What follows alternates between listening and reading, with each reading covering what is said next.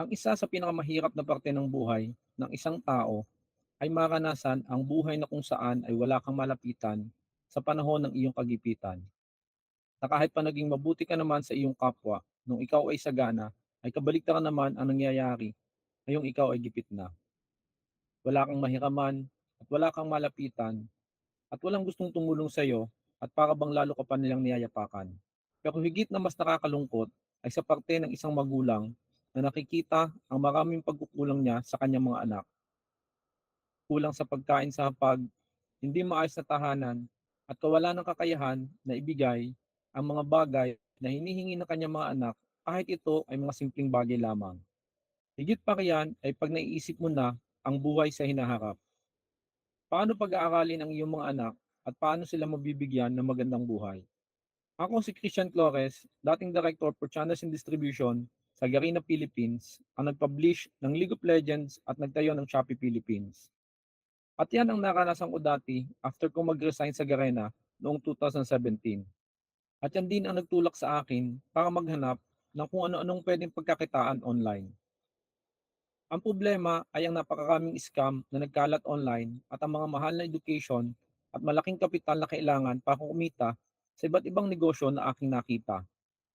Dagdag pa riyan ay ang oras na kakailanganin bago matuto at kumita na para bang hindi sapat dahil sa mga urgent na pangailangan ng aking pamilya. Until I discover about forex trading at kung paano makakapag-trade ng malaking kapital gamit ang pera ng mga prop firm na handang tumulong sa atin at magbigay ng up to 90% profit share. At yan ang solusyon na ituturo ko sa iyo sa free training video na ito. Kaya siguraduhin mo na panoorin ang video na ito hanggang sa dulo. Sa video na ito ay pag-aaralan natin ang mga sumusunod. Ano ang advantages ng forex trading over traditional employment? Ano ang forex trading? Ano-ano ang mga importanteng terminologies na dapat ay alam mo? Paano kumita dito sa forex trading? At paano makakaiwas sa pagsunog ng pera dito sa forex trading? Paano ka makapag-trade ng mas malaking halaga ng kapital gamit ang pera ng ibang tao through prop trading? At paano ka makakagawa ng trial account para makita mo ang actual na pagtitrade at para makapag-practice ka ng simple strategy na ituturo ko sa iyo at ma-evaluate mo sa iyong sarili kung kaya mo ba itong gawin o hindi. Now, simulan na po natin sa tanong na ano nga ba ang advantages ng forex trading over traditional employment? Yan ay para malaman mo kung dapat ka bang mag-aksaya ng panahon sa panonood ng video na ito. Number 1 po para sa akin ay ang pagkakaroon ng flexible schedule. Dito, pwede kang kumita at mag-trade anytime of the day from Monday to Friday sa umaga o sa gabi. Number 2, location independence. Dito, pwede kang kumita sa kahit saang lugar ka man nandoon. Basta meron kang laptop or desktop and internet. Number 3, ito ay ang limited income potential na ibinibigay ng business na ito. Dito, walang salary cap at dito, unlimited ang pwede mong kitain habang ginagawa mo ang current na trabaho mo. At maaari mo din itong gawing pamalit sa current job mo kapag kumikita ka na ng doble dito compare sa sweldo mo sa current na job mo. Dahil dito, pwede kang kumita ng 100k or more sa loob lamang ng isang araw. Actually, sa history ng forex trading ay mayroon nung nakagawa na kumita ng 1 billion USD sa loob lang ng isang araw. Yan ay si George Soros. He is the man who broke the Bank of England. Number 4 ay related din sa number 3. Dahil dito sa forex trading, kapag natutunan mo na itong gawin, ay maaari din itong magbigay sa iyo ng multiple income stream. Dahil maaari ka na din kumita dito sa iba pang financial instruments tulad ng commodities, stocks, and cryptocurrencies. Number 5 ay ang income security na pwedeng ibigay nito sa iyo. Dito, anuman ang estado ng ekonomiya ng isang bansa, hindi ka maapektuhan. Hindi ka matatakot dito na baka biglang magsara ang company ng pinagtatrabuhan mo dahil sa economic condition ng bansa or baka magkaroon ng pandemic katulad na nangyari noong 2019. Dito, pwede kang kumita as long as meron kang internet at computer na magagamit. Number 6, ito ang negosyo na maaaring mabigay sa iyo ng time freedom. Dahil habang natututo ka at kumikita ka dito, ay lumiliit naman ang time requirements nito sa iyo. Kapag malaki na ang funds mo, dito ay maaari ka na mag-trade kahit isang beses na lang sa isang linggo. Number 7. Ito ang pinakamagandang ipamana sa iyong mga anak. dahil maaari itong magtuloy-tuloy hanggang sa iyong kaapu-apuhan. Now, ano ba ang forex trading at paano kumita dito? Ang forex trading ay tinatawag din na FX trading. Ito ay ang pagpapalitan ng pananalapi o ang pagbabuy and sell ng currency. Dito ay sabay na ibinebenta at binibili ang dalawang magkaibang currencies na tinatawag na currency pairs. Halimbawa ay Euro-USD. Dito habang binibili or buy ang Euro ay binebenta naman or sell ang USD. At ganon din naman kapag binebenta ang Euro ay binibili mo naman ang USD. Ang bawat currency pairs ay nakagroup into major, minor, and exotic pairs. Major currency pairs ang isang pairs kung ito ay may USD. Halimbawa ay ang mga sumusunod: Euro-USD, GBP-USD, USD-JPY, USD CAD, NCD-USD, USD-CHF, and AUD-USD. Minor naman kung ito ay major currencies from different economies like Euro, British Pound, and Japanese Yen, pero walang USD. Halimbawa nito ay mga sumusunod: Euro-GBP, AUD-NCD, and CAD-JPY. Exotic pairs naman kung ito ay kabilang sa mga less traded currency pairs. Ito ang pinakakilalang exotic pairs: USD-MXN, USD-THB, USD-ZAR, GBP-ZAR, GBP-SGD, Euro-TRY, Euro-ZAR, JPY-NOK, AUD-MXN, and CHF-SGD. Dito sa Forex, kikita ka kung tama ang pagbasa mo ng paggalaw ng presyo ng isang currency pairs. Katulad din ito ng ibang produkto na binabuy and sell kung saan kumikita tayo kapag ang isang item ay nabili natin ng mura at naibenta natin ng mahal. Halimbawa, nakabili ka ng isang sapatos na ang halaga ay 3,000 pesos. Tapos, nabenta mo ito ng 4,000 pesos. Then, meron kang kita na 1,000 pesos. Ang pagkakaiba lamang nito sa forex trading is that sa forex trading, currency ng ibang bansa ang binabuy and sell mo. Walang physical goods, kaya walang inventory na kailangang i-manage. And again, dito, sabay na binabuy and sell ang dalawang currencies na nasa isang forex pairs. Ang maganda sa forex trading, dahil naka-pair ang pagbili at pagbenta nito, maaari kang kumita anuman ang direksyon ng presyo ng currency ng isang bansa, pababa man ito o pataas. Halimbawa, sa Euro-USD na pairs, nakita mo na babagsak ang value ng Euro. Ibig sabihin, kailangan mo itong ibenta. At dahil naka-pair ito sa USD, ibig sabihin, tataas naman ang value ng USD, kasabay ng pagbaba ng Euro. Kaya pag binenta mo ang Euro, ay kasabay naman ito ang pagbili mo sa USD. Ibig sabihin, kapag bumagsak nga ang halaga ng Euro at tumaas nga ang halaga ng USD, after mo itong mabili, then kikita ka sa pagbili mo ng USD. At dahil ang forex market ang pinakamalaking financial market ngayon, kung saan ay meron na itong over 6 trillion USD na volume araw-araw, masasabi natin na ito na ang pinaka-stable na business na pwede kang magkameron. Kaya hanggat nakakabasa ka pa ng chart, nakakapindot ka pa sa mouse ng laptop mo or PC mo, siguradong may trabaho ka at posible kang kumita dito sa forex trading. Tulad ng ibang hanap buhay, dito sa forex trading, kailangan mo ding matutunan ang ilang mga terminologies na dapat ay alam na alam mo. Ang maganda dito, hindi mo kailangan pumasok ng 5 taon para ma-master mo ito. Hindi mo kailangan gumastos ng kung ano-ano para magawa mo ito. Hindi kailangan ng araw-araw ng pamasahe, projects at baon. Madali lang itong pag-aralan. Kahit nasa bahay ka lang or kahit saang lugar ka, basta't may PC or laptop at maayos na internet, siguradong matututunan mo ito. Madali din lang magsimula sa business na ito. Walang interview na kailangan, walang requirements na kailangang ipasa. In fact, today, after ng training nito, ay maaari mo na agad itong simulan. Ano-ano nga ba ang mga terminologies na kailangan mong matutunan?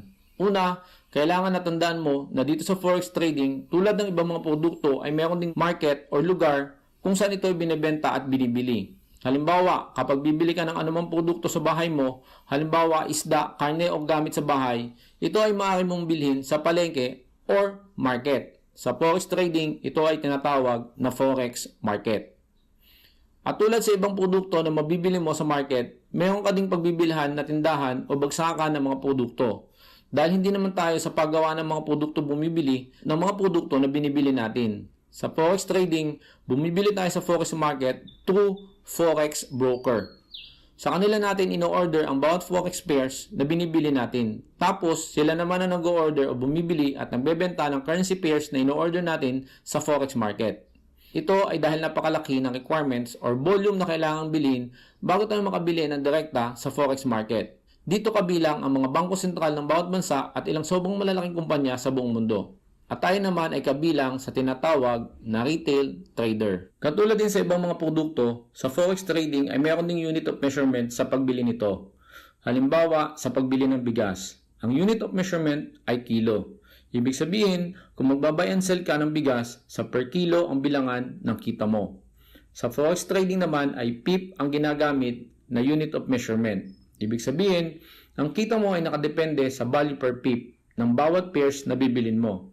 At tulad din sa bigas, depende sa klase ng bigas ang presyo per kilo.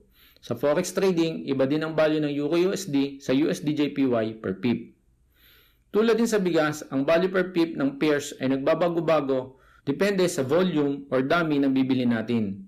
Kung sa bigas, pwede tayong bumili ng isang kaban, which is 50 kilos, kalahating kaban, which is 25 kilos, sampuan o yung tig sa 10 kilo, at limahan o yung tig 5 kilo na packaging. Sa forex, ganon din.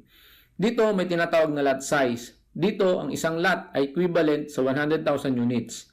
Ibig sabihin, kung ang presyo ng Euro USD is equal to 1:1.15 or 1.15 USD ang katumbas ng isang euro, kapag bumili ka ng 1 lot na euro, bumibili ka ng 100,000 units ng euro at kailangan mo ng 115,000 USD para mabili mo ito.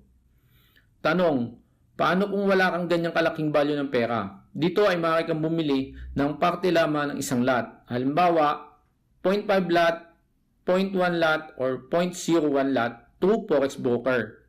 Aside from that, ang bawat broker ay nag-aalok din ng iba't ibang size ng account para sa magkakaibang uri ng forex trader.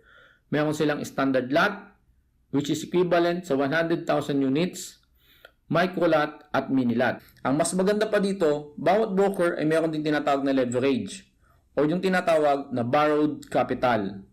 Para mas mapalaki ang kapasidad mo na makabili ng mas malaking value ng forex pairs.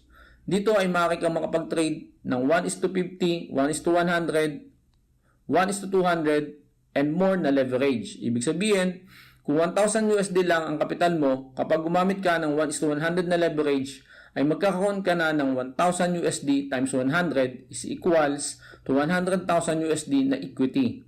Dahil dyan, makakapag-trade ka na ng mas malaking halaga. Bukod dyan ay may mas maganda pang paraan para makapag-trade ka ng mas malaki pang halaga gamit ang company ng malalaking broker sa tinatawag na prop trading o proprietary trading or funded trading. Dito, pera ng iba ang gagamitin mo at maaari kang makapag-trade mula 5,000 to 100,000 USD na kapital ng iba. Pagkatapos ay maghahati lamang kayo sa kita bawat trade mo kung saan ay nabibigay sila ng 80 to 90% na profit split. Ibig sabihin, kung mayroon kang 10,000 na trading capital, tapos may 1:100 na leverage, then mayroon kang 1 million USD na pwedeng i-trade. Isipin mo, kung dahil malaki na ang value ng trade, ay kumita ka na ng 1,000 USD per trade sa loob ng isang oras, isang araw o isang linggo, then kumita ka na ng 800 to 900 USD sa 80% to 90% na profit split sa prop trading account mo, or equivalent sa 44,000 to 49,500 pesos sa isa lamang trade. Maganda ba? Ito ang screenshot ng trade ko last month bilang patunay. Now, kung gusto mo rin magawa ito ay tapusin mo ang video na ito dahil itutuko din sa iyo kung paano ka makagawa ng account sa trading business mo at kung paano ka magkakaroon ng prop trading account sa broker kung saan ka nagtitrade. For now, tuloy muna po tayo sa mga terminologies na dapat ay alam na alam mo. Tulad sa ibang produkto ay may tinatawag din na current price ang bawat forex pairs na pinagbabasihan ng pagbili mo. Ito ang tinatawag na ask price at bid price. Ang ask price is kung magkano ang current na bentahan at ang bid price naman is kung magkano ang current na presyo ng bilihan. Makikita mo iyan sa mga bangko, money changer, or pwede mo ding i-search sa Google. Tanong, paano ba makapag-trade? Dito dapat ay meron ka ng broker. Pangalawa ay ang tinatawag na trading platform. Ito ay ang software kung saan ka mag-a-analyze at maglalagay or mag-o-order ng trade mo. Ang pinaka-popular dito ay tinatawag na MetaTrader na mayroong dalawang versions. Ito ay ang MetaTrader 4 at MetaTrader 5. Sumusunod na popular dito ay ang tinatawag na TradingView. Meron din namang mga broker na may sariling platform. Kung paano ito gamitin, paano mag-analyze ng chart at iba pa ay tuturo ko yan lahat sa iyo kung pipiliin mo na magpatuloy sa pagtitrade sa Forex after ng training na ito. Sa ngayon, sa dulo ng video na ito, ay dedemo ko lang muna ito sa iyo para at least ay makita mo kung ito ba ay kaya mong gawin o hindi. Pero bago yan ay tuloy muna po tayo sa mga terminologies na dapat mong matutunan. Dahil kumikita tayo sa pag-trade kapag tama ang anticipation natin sa pagtaas at pagbaba ng presyo ng isang currency, dapat alam natin kung kailan ito tataas at kailan ito bababa. At ano ang mga pwedeng maka-apekto sa presyo ng isang currency. Dito ay gumagamit tayo ng fundamental analysis, technical analysis at sentiment analysis. Fundamental analysis ay ang tungkol sa mga factors na maka-apekto sa presyo ng isang currency. Dito ay sinisilip ko ang mga economic indicators tulad ng GDP growth, inflation rates, and employment data. At the same way ay kinukonsider din natin ang mga news na may kinalaman sa mga central bank policies dahil malaki ang epekto ng decisions ng mga central banks regarding sa interest rates and other monetary policies sa paggalaw ng presyo ng isang currency. Halimbawa, kapag itinaas ang interest rate sa US, tataas ang value ng USD dahil dadami ang mga foreign investors sa US. Kapag dumami ang investments, lalaki naman ang demand sa USD kaya tataas ang value ng USD. Madali lang yan dahil may mga websites na pwede mong silipin para makita ang mga ito tulad ng DailyFX, Forex Factory at marami pang iba. Ituturo din yan sa iyo step by step kapag magtutuloy ka sa business na ito. Sunod dito ay tinatawag na technical analysis. Dito ay gagamit naman tayo ng trading platform para ma-analyze ang previous or history na paggalaw ng presyo ng isang currency pairs para ma-predict natin ang susunod na paggalaw ng currency pairs na ito. Dito ay kailangan mong matutunan ang pagbasa ng tinatawag na candlestick patterns, chart patterns, and technical indicators. Huwag kang mag-alala dahil sobrang dali lang yan compare sa pag-aaral na ginawa natin sa kolehiyo or even sa high school para lang kumita ng kakampot bilang empleyado. Halimbawa, sa candlestick, meron lamang dalawang uri ng candlestick. Ito ay bullish candlestick at ang bearish candlestick. Bullish kapag pataas ang presyo or kapag ang kulay nito ay green or white, and bearish ipababa ang presyo or kapag ang kulay ay red or black. Tulad nito. Ang isang candlestick ay may dalawang bahagi, ang body at ang wicks. Ang body ay ang malaking bahagi ng candlestick na may color red or green. Ito ay nagre-represent ng presyo ng isang currency pairs sa loob ng isang certain period of time. Halimbawa, 1 minute, 5 minutes, 15 minutes, 30 minutes, 1 hour, 4 hours, 1 day, 1 week, or 1 month.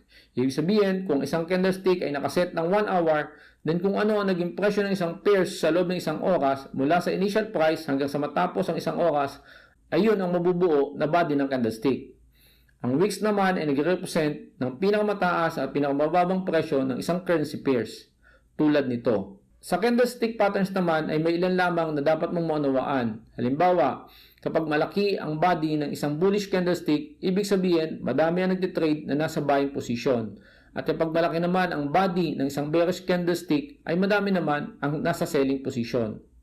Now, kapag ang series ng mga green candlestick ay paliit ng paliit, ibig sabihin pakunti ng pakunti ang interested na bumili ng currency pairs na ito.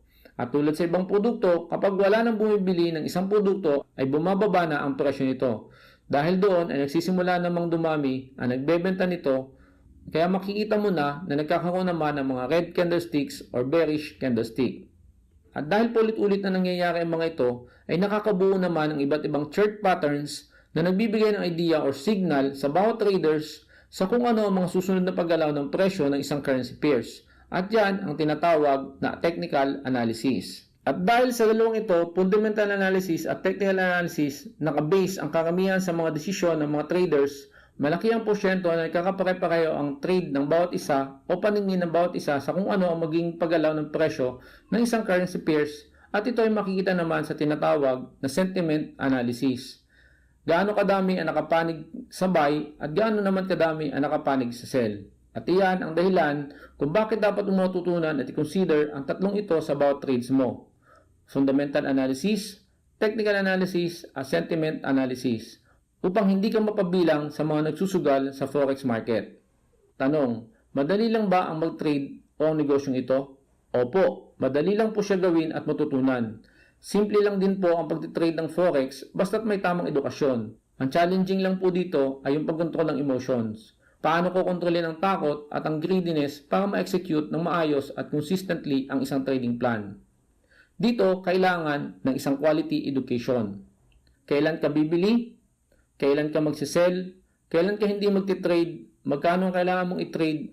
At kailan mo kailangan mag-exit sa isang trade? Yan lang po ang kailangan nating malaman. Ang tanong na lang po is kung saan po tayo mag-aaral o makakakuha ng tama at kumpletong information tungkol sa forex trading. Sapat ba ang napapanood natin sa YouTube? Tingin ko pwede naman dahil ako man po ay madami din po akong natutunan mula sa YouTube. Ang mahirap lang po dito is yung hindi mo alam kung ano ang need mong i-search and ano ang need mo agad matutunan. And alin ba ang tama sa iba't ibang strategies na makukuha mo mula sa YouTube. Aside from that is if mayroon kang hindi maintindihan sa video na pinanood mo, kanino ka magtatanong? Tayo po ay mayroon ding YouTube channel, ang Get to Trade, kung saan ay nag-upload din po ako ng ilang mga videos para sa mga gustong matuto ng forex trading. Another option po natin ay yung mga online courses na nakikita natin na naka-advertise sa mga social media platform na kinakandak ng mga sikat na forex school and known influencer na related sa forex at cryptocurrency. Ang tanong na lang po is if mayroon po tayong available na funds para sa expensive training course, master classes, and one-on-one sessions na ino-offer nila. Another thing din po is how we can identify yung mga bogus na forex training school and gurus na after lang sa ibabayad mo sa mga courses nila. Importante din po na ma-identify nyo ito dahil marami pong nasunugan ng pera dito. Kasi sa halip na matuto ang ibang trader ay lalo lang silang naguguluhan dahil sa kung ano-anong itinuturo ng ilang mga forex guru upang mapagkakitaan pa ang kanilang mga estudyante. Halimbawa, marami sa ngayon ang nag-aalok ng free forex education na ang content ay puro hype lang para maengganyo ang mga tao na mag-forex. Tapos ay operan ka nila ng kung ano-anong services like forex courses na napakamahal, master classes, one-on-one session, premium membership, AI and marami pa pong iba. Dahil dito, nagiging mahirap at magastos ang learning curve ng bawat baguhang trader at mas nagugulan pa kaya hindi kumikita. Para matulungan kita na makaiwas sa mga bogus na guru at schools, ay tandaan mo ang mga katotohanan ito na dapat alam mo bago ka mag-forex trading. Una, hindi totoong kapag nag-focus ka ay yayaman ka na kaagad. Dahil dito sa forex trading, kailangan mo talagang matuto bago ka kumita. And sometimes, it takes 1 year bago mo matutunan at maging profitable dito sa forex trading. Number 2, hindi totoo na kailangan mo ng sobrang laking puhunan para kumita ng malaki dito. Dahil ang kailangan mo lang dito ay tamang edukasyon para magkaroon ka ng tamang strategy at trading plan. Disiplina at puhunan para makapag-trade ng live sa sarili mong pera para ma-master mo ang pagkontrol ng iyong emotions at puhunan para makapag-apply ka sa mga trusted na prop trading program para makapag-trade ka ng malaking account na pera ng ibang tao ang gamit mo. Number 3, hindi totoo na kailangan mo ng sobrang laking pera para lang mo maging funded trader. Ang kailangan mo ay experience na mag-trade ng live money mo para mapakaktis ang disiplina sa pag-execute ng trading plan mo.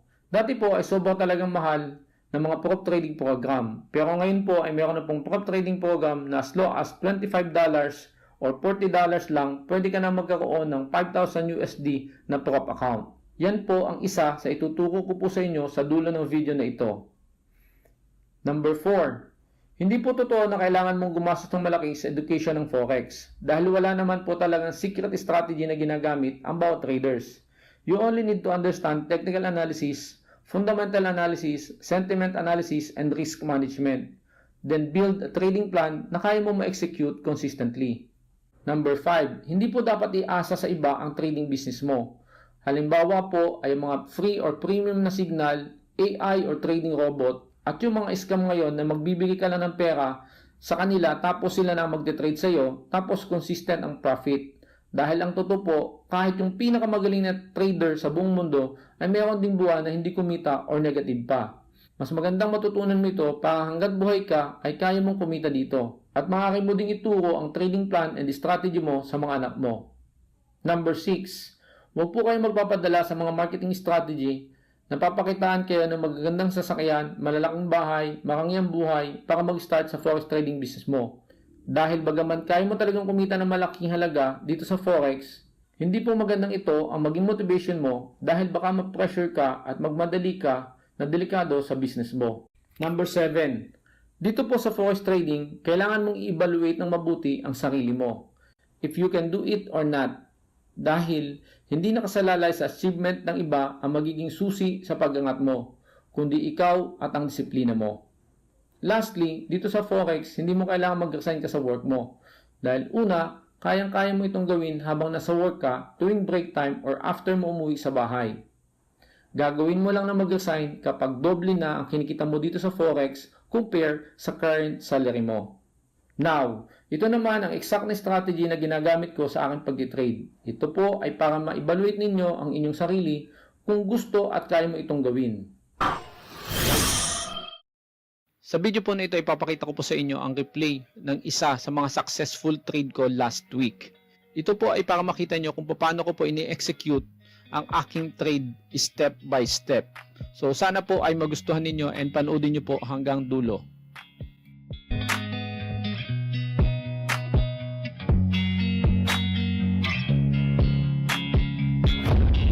Step 1. Identify the market structure or identify the trend. Ito po ay napaka-importante kasi katulad ng lagi kong sinasabi, dapat po ay hindi tayo magte-trade against the trend.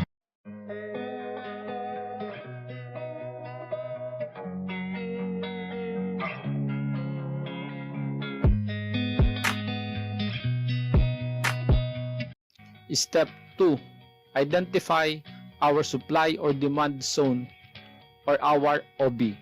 For this trade, dahil ang trend po natin ay bullish, then ang kailangan po nating ma-identify ay isang bullish OB.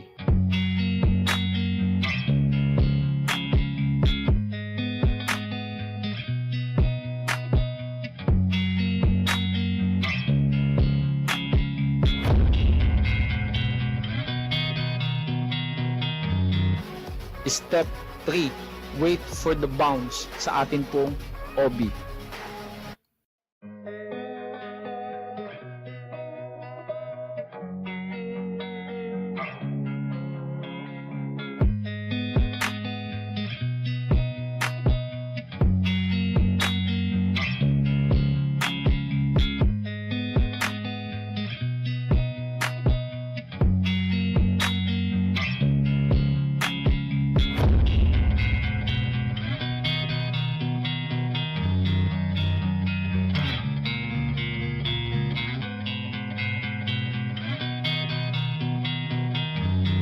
Step 4 is to identify our sniper entry. So this time po ay kailangan nating pumunta sa ating lower time frame para makita natin yung pinakamaagang breakout ng ating candle sa ating VWAP line, and para mas maaga po nating makita ang ating confirmation candle after ng breakout sa ating pong VWAP line.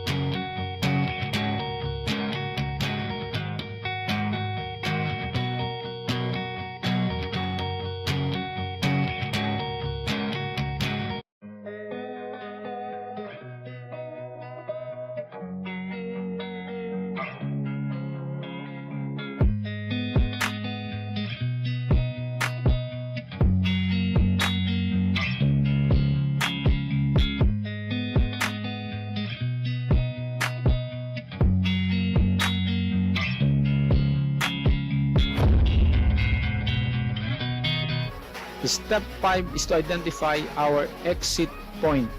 So dito po mahalaga na tandaan natin na dapat ang ating stop loss ay nasa ibaba po ng ating OB at ang atin naman pong take profit must have at least 1:2 risk reward ratio. And dapat ang atin pong take profit ay wala pong babanggaan na major areas or key levels or major resistance or major supply and demand zone.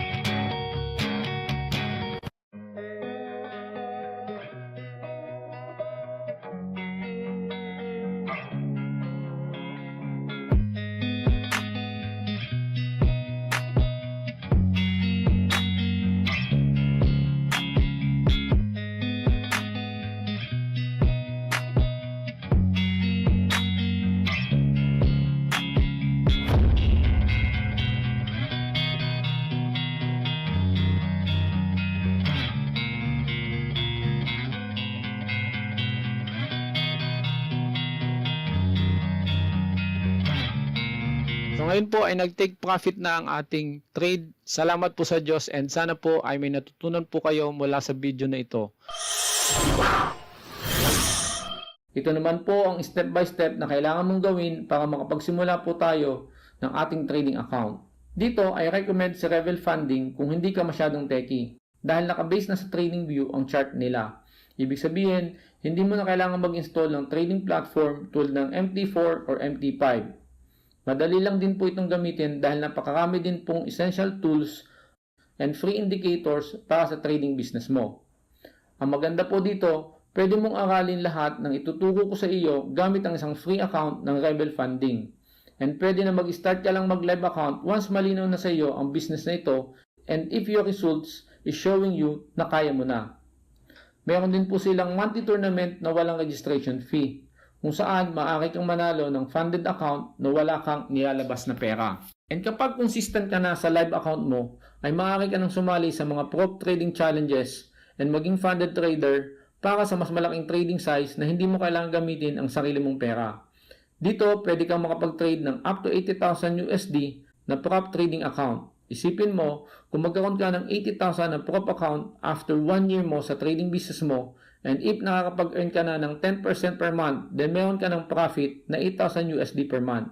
If 80,000 ang profit share na nakuha mo, then meron kang 6,400 USD in a month. And if 90% profit share naman ay 7,200 USD. What if kaya mong kunin sa 1 to 3 trades lang ang target mo? Tingin mo ba makakatulong ba ito sa'yo? Maganda ba siyang negosyo? Now, kung gusto mo nang simula ng pag-aaral at ang trading business mo, ay inaanyahan din kita na sumali sa upcoming 10 Days Forex Trading Challenge na gagawin ko. Ito po ay live webinar kung saan ituturo ko sa iyo lahat ng kailangan mong malaman para maging profitable ka sa forex trading business mo. Step by step, simula sa preparation stage hanggang makapag-execute ka ng iyong trade. Ituturo ko din sa iyo ang tatlong strategy na ginagamit ko sa pag-trade ng iba't ibang Focus currency pairs in details. Ano ang mga dapat mong tingnan bago ka mag-trade gamit ang mga strategy na ito at kailan at paano ito gagawin. Ang maganda pa dyan, sa 10 days challenge na ito ay tuturo ko din sa iyo kung ano-ano mga prop trading challenges ang pwede mong salihan moving forward para makapag-trade ka ng mas malaking account gamit ang pera ng ibang tao at hindi ang pera na naipon mo. At dahil ito po ang first challenge na gagawin ko, bilang pasalamat ko sa pagtitiwala mo at sa pagsama mo sa akin, sa aking adhikain ng mga tulong sa mga Pilipino para kumita dito sa forex trading ay makukuha mo lahat ng iyan sa napaka-affordable and reasonable na presyo. Dito hindi ka gagastos ng over 100,000 pesos tulad ng binayaran ko sa isang sikat na trading school dito sa Pilipinas. Hindi ka din gagastos not even 10,000 tulad ng mga courses ng ilang kilala at popular na forex personalities dito sa Pilipinas na maaaring nakita mo na sa mga social media advertisement. Dito, matutunan mo lahat ng natutunan ko sa kanila plus ang mga tutunan ko pa sa loob ng mahigit 5 taon kong pagtitrade sa halagang 1,499 pesos only. Kasama na po diyan ang 1-year access ninyo sa ating learning system para makapag-aral kayo at your own pace. Dagdag pa riyan ang unlimited na tanong na pwede ninyong itanong sa akin during and after our 10 days training. Kumpara po sa ating ginastos sa kolehiyo, ito po ay napakababa na. At sa napakaiksing panahon lamang po ay maaari nang mabuksan ang napakalaking opportunity na ito na maaari magbago ng buhay mo. At kumpara naman po sa ibang forex trading course ay napakababa din po nito dahil ito po ay complete course na from beginners to professional tradings. Now, dahil gusto kong maging successful ka sa trading business mo after ng challenge na ito, ay bibigyan din kita ng libreng trading journal na magagamit mo sa bawat trade mo para ma-record mo ang bawat trade mo at mas lalo pang matuto sa business na ito. Bibigyan din kita ng checklist para hindi mo makalimutan ang step by step na gagawin mo bago ka makapag-execute ng trade.